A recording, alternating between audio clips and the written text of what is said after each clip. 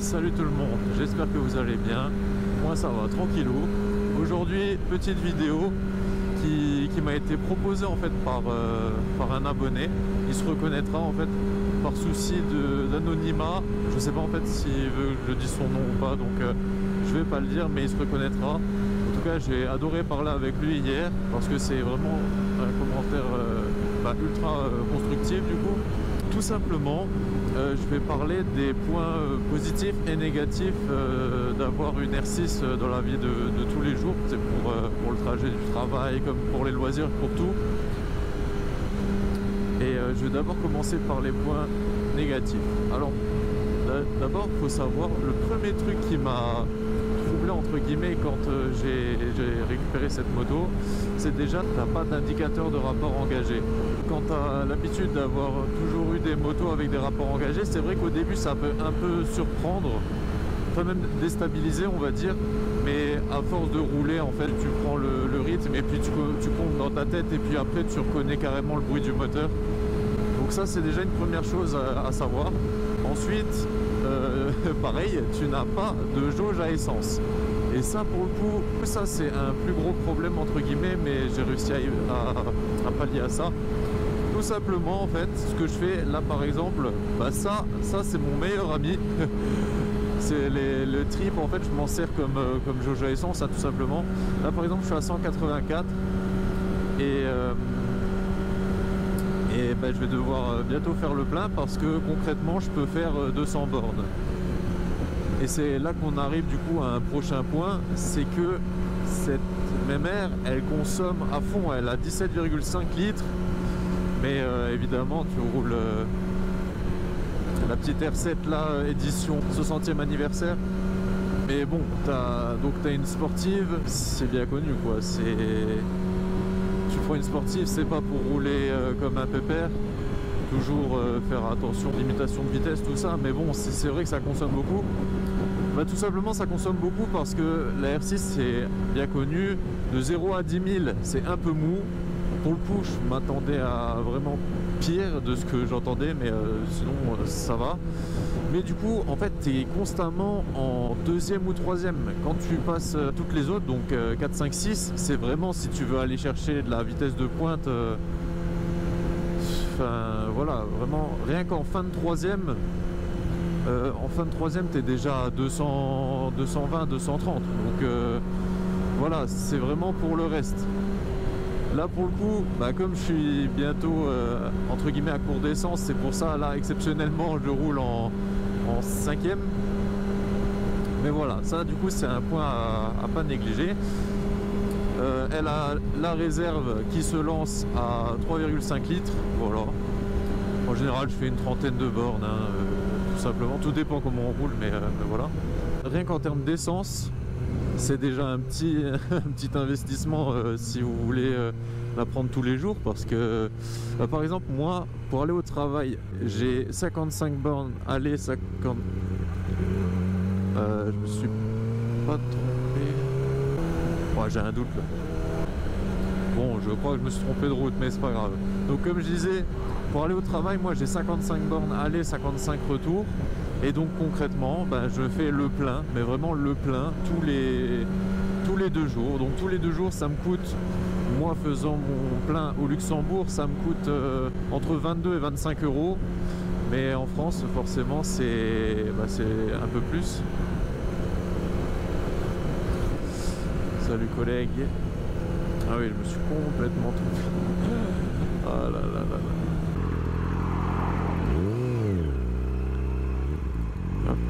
Ça va me passer. Ensuite, on peut parler de l'assurance. Ça aussi, c'est un thème qui m'a été demandé. Donc l'assurance, il faut savoir que pour celle-ci, je suis chez Mutuelle des Motards.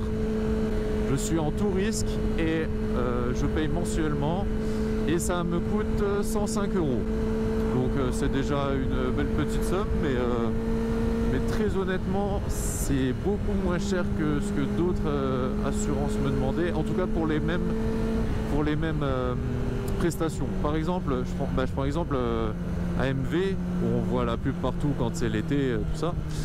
Pour cette moto en tout risque. Il me demandait quelque chose comme... c'était astronomique. C'était... Je veux pas dire de bêtises, mais enfin, j'essaierai de refaire un formulaire. Mais il me demandait entre 280 et 300 euros pour l'assurer tout risque. Alors que madame, elle a 17 ans, faut pas déconner. Autre point négatif, ça pour le coup c'est sur la moto, les rétros d'origine. Eh ben là c'est bien sympa, il est joli mon bras, hein, mais si je veux voir dans le rétro, je dois faire ça. Bon, ça pour le coup, c'est pas que sur la R6, clairement, c'est sur toutes les sportives. Par exemple, hier j'étais avec mon ami Constant, on a croisé quelques motards. Si vous me suivez sur Instagram, vous aurez vu la photo. Et donc j'ai pu monter sur une Daytona 675, c'est le même problème. Sur la GSX-R, c'est le même problème. Enfin, toutes les sportives, c'est le même problème. Donc voilà, si tu veux regarder le rétro, paf, tu dois incliner tes bras. Puis voilà, donc ça c'est un peu chiant. Je me demande si en changeant les rétros, ça peut pallier à ce problème. Le jour où je changerai, je vous tiendrai au courant.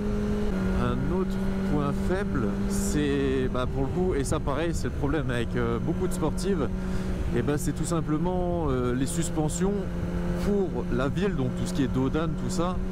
C'est pour ça que souvent, quand il y a des bosses ou quoi, vous me voyez me lever, c'est parce que tout simplement, si je fais pas ça, pourtant les suspensions sont très bien réglées, tout ça. Alors de une, je fais ça pour deux raisons. De une, je fais ça pour éviter que la GoPro, en fait, avec le choc, ne tombe. Et de deux, je fais ça tout simplement pour moins prendre les chocs. Parce que, évidemment, en sportif, c'est pas forcément agréable. Et je pense, dernier point, mais pour le coup, c'est pas vraiment un point négatif, c'est simplement un aspect de la moto. C'est pour la R6, donc évidemment, moi, j'ai troqué le confort de ma MT-07 et de mon XSR 700 pour avoir les poignets cassés. Et alors au début, quand t'as jamais roulé de sportive, c'est vraiment spécial. C'est vraiment spécial parce que au début, je vais pas vous mentir, j'avais super mal, je sais pas trop pourquoi. J'avais une sorte de comme une tendinite au pouce et à l'index côté accélérateur. En fait, je pense que j'avais vraiment tout mon poids, c'était peut-être une question de position de conduite, je sais pas, mais je devais avoir tout mon poids en fait sur le bras droit et du coup j'avais super mal au début, les longs trajets c'était compliqué. Puis là maintenant, c'est vraiment une question d'habitude. Et pour ceux qui peuvent se demander, parce que quand tu penses à R6, tu penses en général personne de petite taille. Parce que sinon tu es vraiment en mode crapaud, tout ça. Alors moi, il faut savoir que je fais 1m85 ou entre 85 et 87. J'ai les commandes reculées, donc je suis vraiment le plus en position grenouille possible. Et pour le coup, c'est vraiment pas gênant. Je suis vraiment à l'aise dessus. C'est un vélo, hein. C'est incroyable. Et donc là vraiment, pour ceux qui ont peur, franchement, je peux que vous conseiller d'essayer quoi. Parce que vraiment, moi je suis à l'aise dessus, il n'y a aucun problème. Donc voilà, si on est grand, vraiment, il n'y a aucun problème. Là par contre, je vais commencer à avoir un problème parce que 198 bornes, on va pouvoir même le voir en vidéo. Et il faut que je trouve une station essence parce que j'ai pas envie de finir en panne sèche. Après pareil en termes de disponibilité, mais c'est pas vraiment le mot. En fait c'est une moto qui est en train de coter énormément parce que depuis quelques années elle est plus vendue qu'en version, en tout cas à neuve, hein, en version race, donc pour la piste. Et donc comme j'expliquais hier, c'est un calvaire de trouver une moto, enfin une R6 qui est encore en configuration route et qui n'a pas fait de la piste. C'est quasiment impossible. Moi celle-ci j'ai dû aller la chercher à Colmar. Il faut savoir que apparemment, c'est ce que le vendeur m'a dit, elle a fait 3000 bornes de piste. Et ça pareil, il faut bien faire attention. Si elle a fait de la piste, il faut essayer de prendre avec le moins de bornes de piste possible, parce que faut savoir que quand tu fais de la piste, comme la moto elle est constamment en rupteur, tu es constamment à fond, et ben ça use énormément le moteur, et considère que les bornes tu fais x3. Donc par exemple lui il a fait 3000 bornes, et ben tu comptes 9000 quoi. Et donc tu rajoutes ça sur le compteur, grosso modo. Et c'est pour ça, c'est super important. Pour ça, quand j'ai récupéré au début, j'avais vraiment peur, j'étais pas serein, je me suis dit ouais, j'espère que le moteur va pas casser. Mais c'est un calvaire de trouver une moto, une R6 dans un bon état. En France, en plus en France, parce que des R6 avant il y en a, à des prix exorbitants, mais surtout... Bah ouais, logique. Surtout à l'étranger. Par exemple en Allemagne, j'en ai vu une qui avait, c'était quand, je crois 2007, elle avait 60 000 bornes et elle était à 20 000 ou 25 000 euros. Bon, je pense qu'elle a été full custom, mais faut pas déconner, une R6 à neuf, à neuf à l'époque, quand tu pouvais l'acheter, c'était 12 000, quelque chose comme ça. Donc vraiment, en termes de disponibilité, R6 c'est vraiment compliqué et c'est en train de coter de plus en plus. Donc si vous arrivez à en trouver une à des prix abordables, bah franchement foncez, mais voilà. Ah oui, et du coup, les quelques petits derniers points, il faut savoir que du coup, ce modèle, c'est le modèle du coup 2006-2007. Je n'ai pas d'ABS dessus. Et quand tu as roulé jusqu'à maintenant des motos avec ABS, et ben croyez-moi que ça surprend quand t'as pas l'habitude. Et moi la grosse erreur que je faisais au début, bah, d'ailleurs ça m'est arrivé deux ou trois fois. J'arrive à un passage piéton, je suis tranquille à 50, je commence à décélérer pour arriver à 30. Et là il y a quelqu'un qui veut passer. En fait j'avais tellement peur du coup de bloquer la roue avant que je freinais que de l'arrière. Alors l'arrière se bloque et bah, la moto en fait elle fonce tout droit. Elle fonce tout droit et elle s'arrête pas. Du coup ça m'est arrivé plusieurs fois, au début en tout cas, de m'arrêter après le passage piéton alors que quelqu'un voulait traverser. C'était vraiment pas évident. Puis après j'ai compris qu'en fait le frein avant il faut vraiment y aller pour le bloquer, en tout cas quand il n'y a pas d'ABS. Et donc ensuite là maintenant je freine des deux et ça va très bien en fait. Donc ça c'est un petit truc à savoir. Et du coup c'est mon dernier point, c'est aussi pour ça que je veux dire que je pense que cette moto elle n'est pas faite pour tout le monde. Je pense qu'il faut déjà avoir une certaine expérience de la route. Et quand je parle d'expérience, je parle pas de simplement les 2 ans de permis qu'on peut avoir, parce que je les connais les motards qui viennent, qui passent leur A2, qui touchent pas la moto pendant 2 ans, et puis après ils se disent ah ben je vais prendre genre un R6. Ben mon gars, si tu fais ça, je pense que tu t'envoies direct au casse-pipe. Ah, auto-école. Ça c'est la première fois que des motards en moto-école me disent pas salut. Étonnant, mais bon. Mais ouais, si t'as pas d'expérience, parce que pour le coup, moi de l'expérience, ben, force est de constater que j'en ai, hein, ça fait 2 ans. Je suis tous les jours en moto, j'étais même en moto quand il neigeait. D'ailleurs j'ai des anecdotes avec ça. Quand j'ai passé ma passerelle A, ben nous on était 4. Et donc moi pour le coup je passais en dernier. Et au début, en fait c'est 2 heures de théorie entre guillemets où on va parler de son ressenti sur les 2 ans, de ses expériences, tout ça. Et donc là les 3 premières personnes devant moi j'étais le plus jeune, hein, pour le coup, pour ceux qui ne savent pas, j'ai 21 ans. Peut-être que ma voix laissait penser un peu plus vieux, c'est possible. Mais non, j'ai 21 ans. Et dans mon groupe, en fait, il n'y avait que des plus vieux que moi. Il y en avait un, je crois que le plus jeune, il devait avoir 36 ou 38, quelque chose comme ça. Et le plus vieux, et 50 ans, quoi. Bref. Donc le premier, il arrive, ouais, ben moi, sur 2 ans, j'ai fait 6000 bornes. Ah, c'est pas mal et tout. Sachant que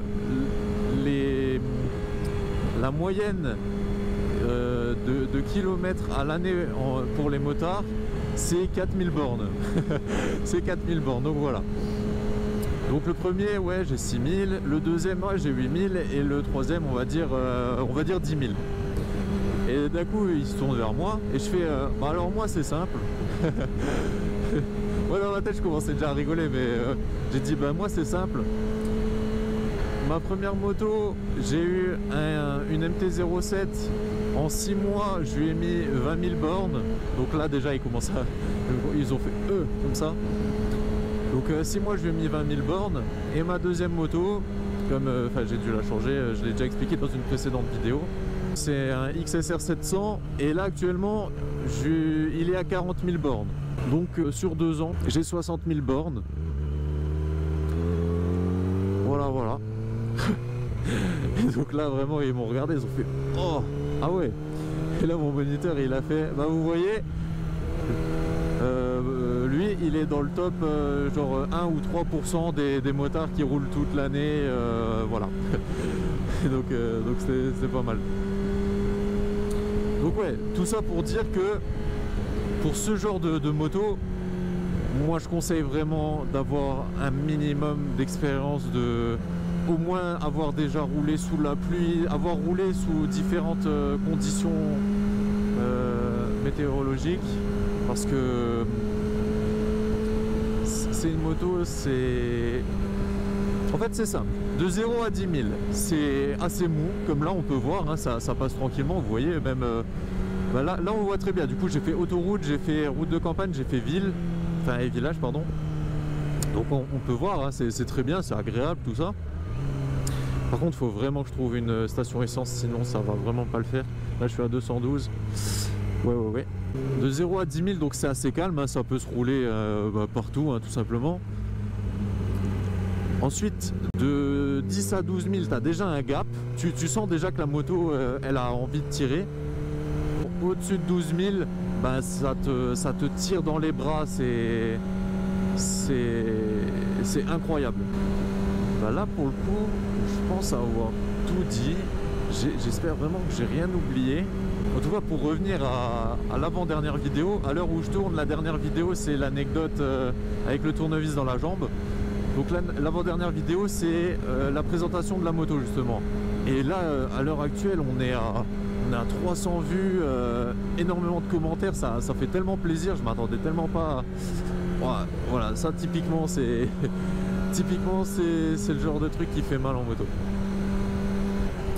Mais je m'attendais tellement pas à ça et ça fait tellement plaisir. Et vraiment c'est génial, j'adore, je suis trop content. Et quand je lis des commentaires dans lesquels vous avez le sourire par rapport à mes vidéos, bah, ça me met le smile, mais vous imaginez même pas. C'est trop bien. Juste moi en racontant des anecdotes que comme ça en fait je peux vous donner le smile, c'est génial, enfin c'est tout bénef, je sais pas comment expliquer, mais j'adore. Et puis bah, je vais tout faire pour continuer à vous le donner, hein, tout simplement.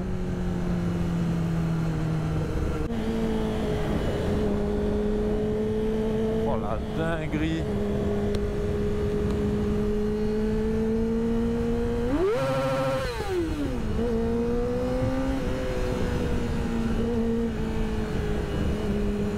Oh le délire. Ah ouais putain. Aïe. Ah oui, je suis con moi. Putain, je suis arrivé tard que j'ai plus d'essence. Bon bah comme ça on a vu 220 km et puis voilà, c'est la réserve. Donc là j'ai 30 bornes à me brouiller le cul, sinon je suis en panne sèche plus ou moins. Là, pour le coup j'ai jamais été en panne sèche. Putain, toc.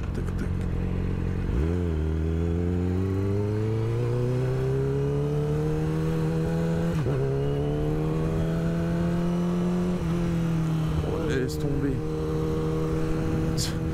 Oh des graviers frère. Putain.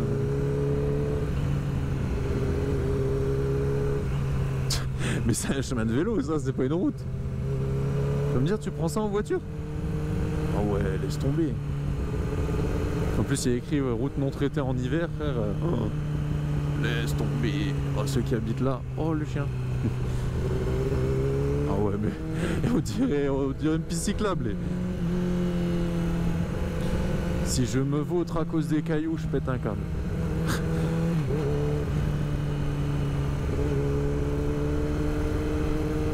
Bon, je pense qu'on se retrouve à la station essence. A few moments later. Bon là je profite d'être à la station essence. Je vais parler du coup d'un tout dernier problème et bon pour le coup qui n'est pas des moindres. C'est ça. Ça va être votre meilleur ami quand vous serez en ville ou à l'arrêt, tout ça, parce que elle chauffe très vite.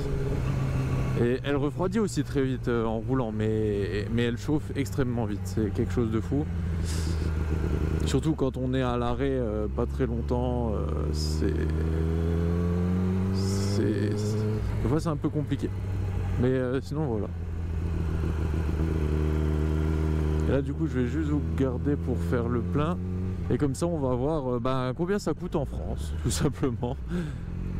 Sachant que là je suis vraiment sur la réserve. Hop là.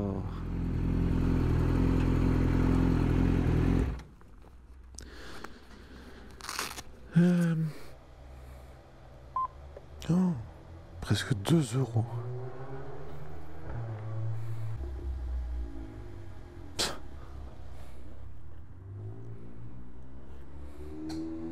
Retirez votre carte avant d'aller vous servir.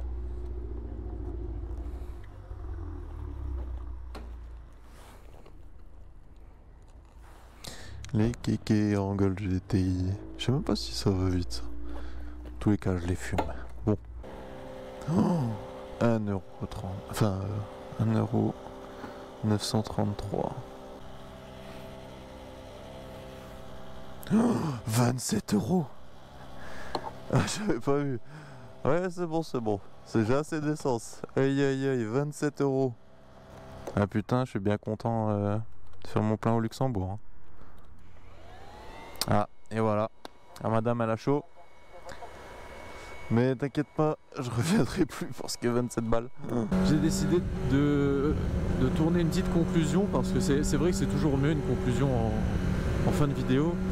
Donc en conclusion, pour moi avoir une R6 pour la vie de tous les jours, c'est totalement faisable. Il faut juste savoir que évidemment c'est des sacrifices, ça a un prix, mais c'est totalement faisable.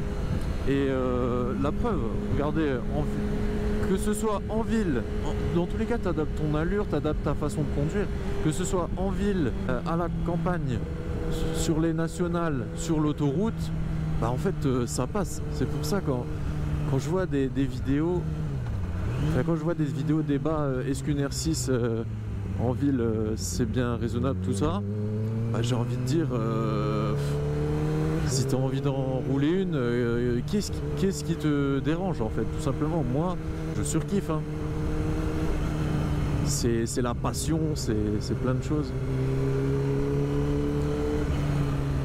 Hop. Ouais. Donc voilà, en conclusion, pour moi, rouler en R6 toute l'année, en tout cas pour tous les jours, c'est totalement faisable. Je pense que sur ces belles paroles, la vidéo touche à sa fin. J'ai quand même pas mal parlé et j'espère vraiment avoir tout dit. Si j'ai omis des choses, n'hésitez pas à me le dire en commentaire parce que là je pense que j'ai vraiment tout dit. Sur ce, j'espère que la vidéo vous a plu. Je vous invite à vous abonner, à liker et à commenter. Et sur ce, on se dit à la prochaine. Ciao les collègues. Au-dessus des nuages, soleil plein. J'ai la fusée mais je repars pas sans les